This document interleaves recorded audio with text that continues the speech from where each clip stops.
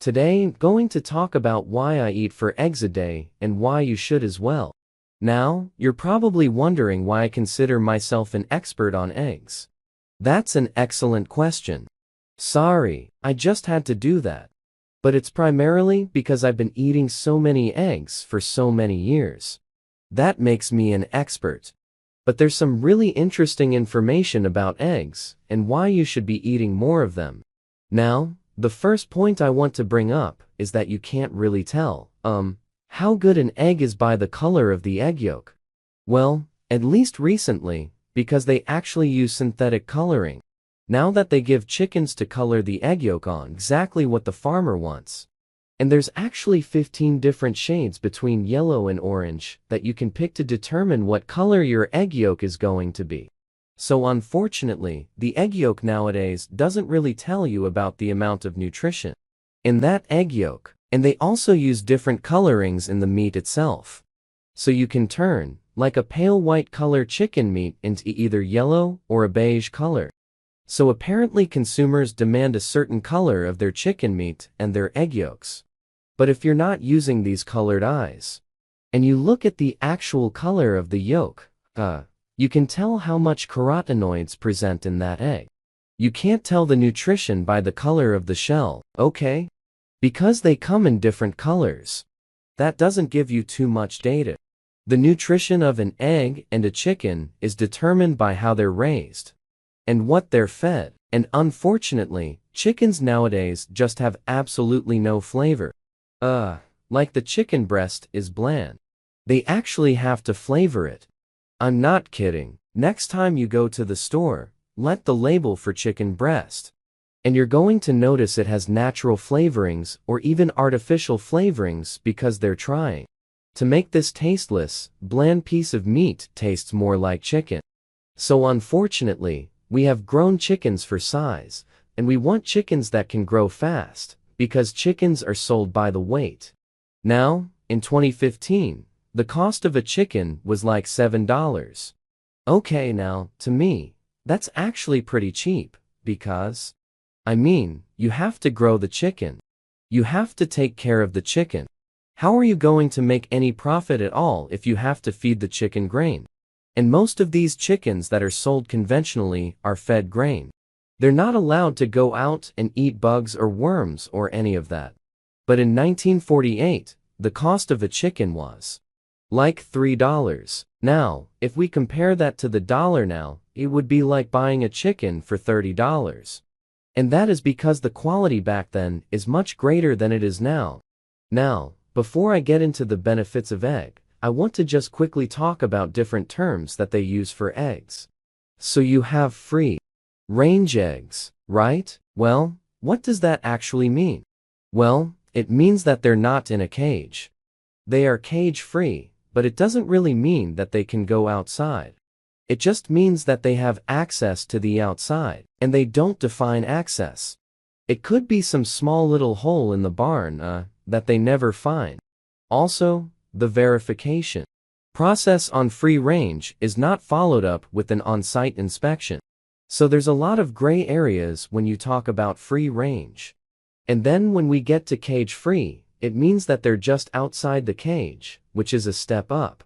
And what about grade A? Well, that just means the shape of the shell is really nice and it has no cracks. So it's really just a marketing thing. Like I'm sure you never go home and go, wow honey, I have some grade A eggs. They're perfectly round, and they have no cracks. Then you have pasteurized eggs, right? That does not mean pasture-raised. Okay, raised on a pasture outside. It means that they're heated, which preserves them. It makes them last longer. And then you get, vegetarian fed. Right. And yet, this sounds very wonderful. Vegetarian fed means you're feeding them grains like soy and corn, which are GMO. So I would recommend getting organic, pasture-raised type eggs. Now, what is better than that? Well, buy your eggs at a farmer's market. Or if you have a little bit of space, raise your own hands and get your eggs that way. And, these are the type of eggs that they produce. They produce a lot of eggs even in the winter, which they're normally not supposed to produce. We have like 16 eggs every single day. So we're still trying to figure out what to do with all these eggs. But, man, there's such a big difference between, these eggs that we're consuming and the eggs that you buy at the store. And I'm doing a lot of experiments on growing animals and also growing vegetables. Testing certain things out in different soils. Feeding animals different things to see what produces the healthiest animal and the healthiest plant. And I will be releasing this on a new YouTube channel. But I will say that growing your own chickens using organic grains without corn and soy, is pretty darn expensive. So we're experimenting on different ways of feeding animals that are not just healthier, but cheaper. I mean, check this out right here. This is called fodder. It's sprouted barley. You start with a certain amount of barley seed, and then you let it sprout for 7 days, and it increases in weight by 7 times. This is like crack for your chickens. They love it, so I will keep you updated on that very, very soon. Alright, so now, let's talk about the benefits of eggs, and why you should be eating eggs. And just realize I don't eat my eggs for breakfast. I eat them at my lunch because I fast, of course. It's a late lunch. It's probably around 2:30, maybe sometimes 3 o'clock. So number 1, the protein in eggs is superior. And what I'm talking about is the anabolic effect, which means the ability of that egg to help build protein tissues in your body and the percentage of how much that egg protein is converted into body protein, like your muscles, your joints, and other proteins as well. So if we exclude breast milk, okay, protein is at 48%. So 48% is turned into body tissue. If we're talking about meat or fish, it's only 32%. And when we talk about soy protein, that's like 17%. And as a side note, egg white is only 17%. When you add the yolk in there, you get more utilization, which is interesting. And then whey protein is only 16%. So what happens to the other part of this protein?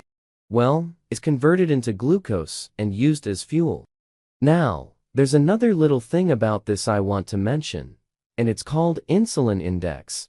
I talk about this in my book, but insulin index is the scale of how a non-carbohydrate great food influences insulin.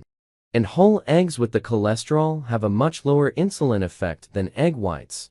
So the more that you take out fat and have it as a pure protein, as in whey protein, the higher the insulin spike. So eggs, if you compare that to anything else, it's basically the best protein for you. Alright, next point is choline. Choline is really good for your brain. Choline acts as a bile salt in your liver. It helps break down cholesterol. So it's a good antidote for gallstones. It's a good antidote for aim to incorporate at least 2 different B vitamin. And then we get to lecithin, which is also another antidote for cholesterol, to keep your cholesterol in check, because eggs come with cholesterol. And a lot of people are concerned about cholesterol. In fact, there was a study out that said that when you eat eggs, it increases your risk for death from heart attacks by, I think, 17%. But I did a whole video on that. I will put the link down below. It's a ridiculous study based on a questionnaire. I wouldn't even call it a study because this association was so weak, and they didn't talk about the million other variables that could have caused heart attacks. And without getting into it, too much eggs will increase your HDL, more than the LDL.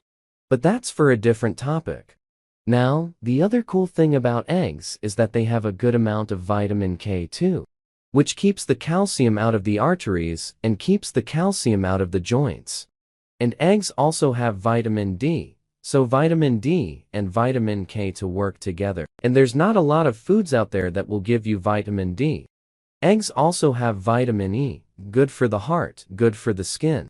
And eggs are loaded with vitamin A, the type that's extremely bioavailable. And it's called retinol. So part of these pigments in the vitamin A complex are like yellow, orange. So the deeper the color, the more the vitamin A you're going to get. And eggs have omega-3 fatty acids, okay? Especially if they're allowed outside. So they can eat worms and insects. Eggs are loaded with the B vitamins B1, B2, B3, B6, B12. Now, I did mention that I feed my chickens, organic grain without the soy.